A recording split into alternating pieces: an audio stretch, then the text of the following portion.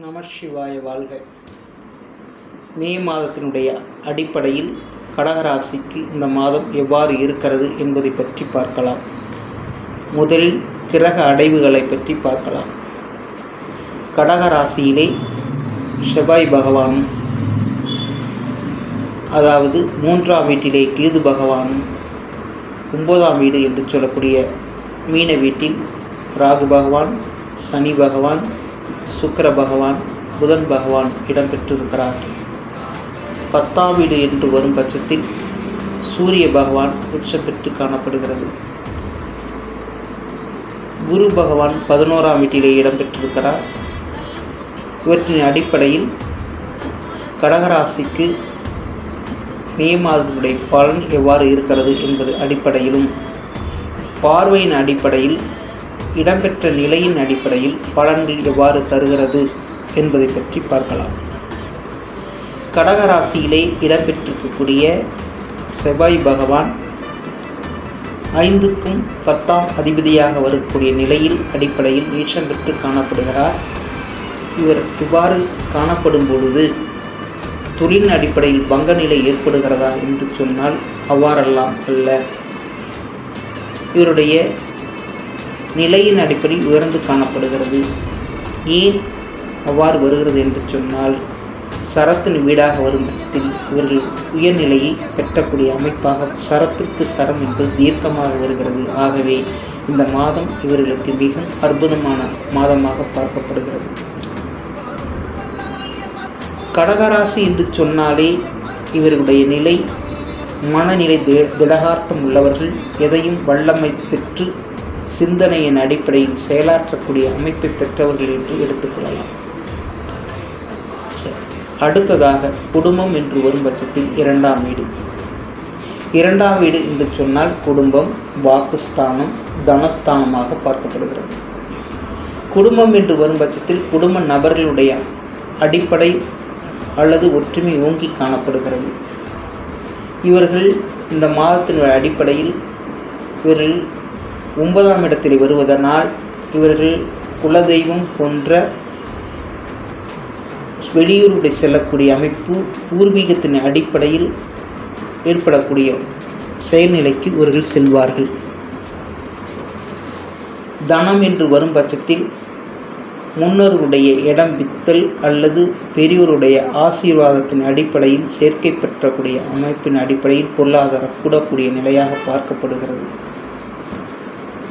வாக்கு என்று வரும் பட்சத்தில் இவர்கள் கொடுக்கக்கூடிய வாக்கு நிறைவேற்றப்படுகிறதா என்று சொன்னால் நிறைவேற்றப்படக்கூடிய அமைப்பு ஏற்படுகிறது.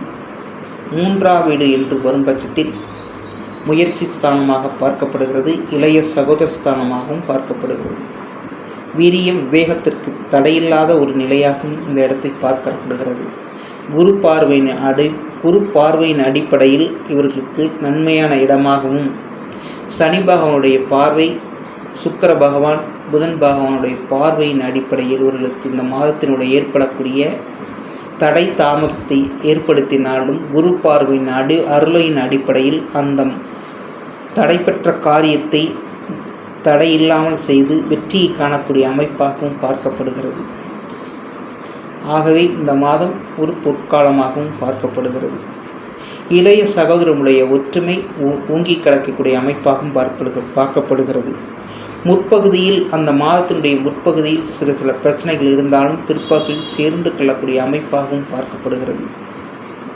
4ஆம் வீடு என்று வரும் பட்சத்தில் மாத்ருஸ்தானமாகவும் முதலீடு ஸ்தானமாகவும் பார்க்கப்பட்டாலும், சுகஸ்தானமாகவும் பார்க்கப்பட்டாலும் இந்த அமைப்பு நன்னிலை பெறுகிறதா என்று வரும் பட்சத்தில் நன்னிலை பெறுகிறது. எவ்வாறு என்று வரும் பட்சத்தில் தாயாருடைய நிலை சூரிய பகவானுடைய பார்வையின் அடிப்படையில் நன்மை பெறுகிறது. இதனால் உச்சம் பெற்ற சூரியன் பார்க்கும் பட்சத்தில் இவர்கள் நன்மையான காலமாகவும், இந்த வீட்டதிபதி 4ஆம் வீட்டதிபதியாக வரக்கூடிய சுக்கிர பகவான் உச்சம் பெற்று காணப்படுவது மிகவும் ஒரு அற்புதமான அமைப்பாகவும், செவ்வாய் பகவானுடைய பார்வை மிகவும் நேர்த்தியான பார்வையில் பார்க்கப்படுவதனால் இவர்களுக்கு கண் போன்ற தொந்தரவுகள் ஏற்பட்டாலும் அது நிவர்த்தியாகக்கூடிய அமைப்பு ஏற்படுகிறது. சற்று கவனத்தை கொள்வது நல்லது. முதலீடு என்று வரும் பட்சத்தில் செய்யலாமா என்று வந்தால் செய்யக்கூடிய அமைப்பு ஏற்படும், நன்மையும் கொடுக்கக்கூடிய அமைப்பாகவும் பார்க்கப்படுகிறது. முதலீடு என்று வரும் பட்சத்தில் நிலம் போன்றவைகளில் முதலீடு செய்வது மிகவும் உத்தமமான ஒரு அமைப்பாகவும் பார்க்கப்படுகிறது. நகை போன்றவை, அதாவது தங்கத்தின் முதலீடு செய்யலாமா என்று வைத்துக்கொண்டால் தங்கத்தின் முதலீடு செய்வது மிகவும் ஒரு அற்புதமான ஒரு அமைப்பாக பார்க்கப்படுகிறது. ஆகவே நீங்கள் முதலீடு செய்யலாம் என்று வருகிறது.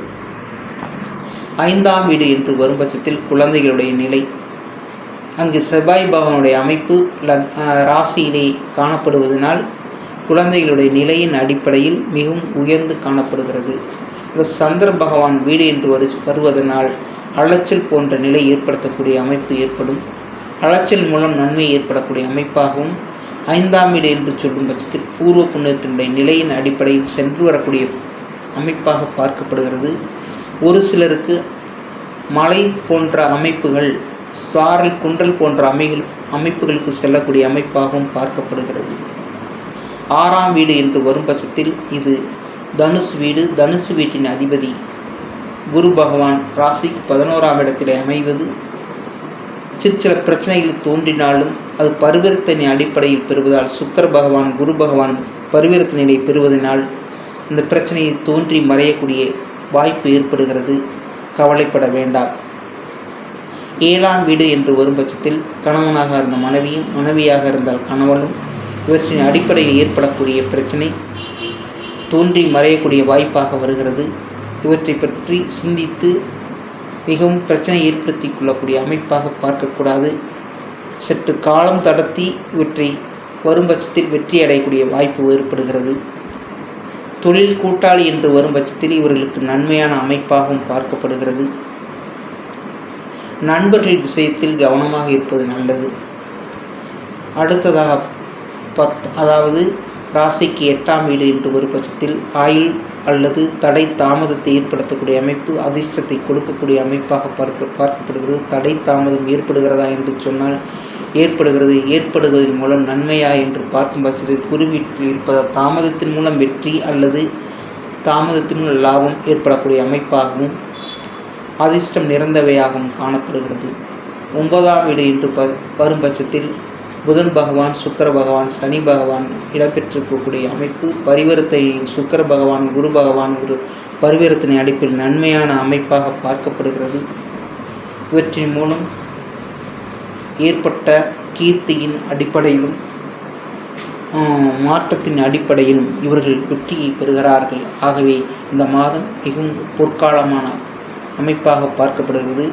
பூர்வ புண்ணியத்தின் அடிப்படையிலும் இவர்கள் வெற்றி அடைகிறார்கள். ஆகவே சற்று கவனமாக இருப்பது நல்லது. 10ஆம் வீடு என்று வரும் பட்சத்தில் இவர்கள் சூரிய பகவான் அங்கு இடம்பெற்றிருக்கிறார், உச்சம் பெற்று காணப்படுகிறார். ஆகவே தொழில் விருத்தி ஏற்படக்கூடிய அமைப்பு ஏற்படுகிறது. தொழிலில் ஏற்படக்கூடிய மாற்றம் இந்த மாதத்தில் ஒரு பொற்காலமாக அமைகிறது. உற்பத்தி என்று வரும் பட்சத்தில் இவர்களுக்கு நல்ல லாபத்தை கடக்கூடிய அமைப்பாகவும், கனிம வளத்தின் அடிப்படையில் நன்றாக இருக்கக்கூடிய அமைப்பாகவும், விவசாய நிலத்தில் வேலை செய்பவர்களுக்கு அல்லது தொழில் செய்பவர்களுக்கு நன்மையான காலமாக பார்க்கப்படுகிறது. மிகவும் அற்புதமான நிலை. ஆகவே இந்த மாதம் மிகவும் அற்புதமான நிலையாக பார்க்கப்படுகிறது. தரகு நிலை அல்லது கமிஷன் அடிப்படையில் செய்பவர்களுக்கு மிகவும் வெற்றி களமாக பார்க்கப்படுகிறது. ஆகவே இந்த மாதம் பொதுவாக நல்ல மாதமாக இருக்கிறது முதலீடுக்கு என்று எடுத்துக்கொள்ளலாம். 11ஆம் வீடு என்று வரும் பட்சத்தில் லாபம் கூட்ட கிடைக்கக்கூடிய அமைப்பாக பார்க்கப்படுகிறது. பரிவர்த்தனை மூலம் லாபம் பெருகி காணப்படுகிறது. 12ஆம் வீடு என்று வரும் பட்சத்தில் விரயத்தை ஏற்படுத்தக்கூடிய அமைப்பாகவும், விரயத்தின் மூலம் லாபத்தை கிடைக்கக்கூடிய அமைப்பாகவும் பார்க்கப்படுகிறது. ஆகவே பொதுவாக இந்த மாதம் நன்மையான காலமாக பார்க்கப்படுகிறது. பெரிதொரு வீடியோவில் சந்திப்போம். நம சிவாய வாழ்க.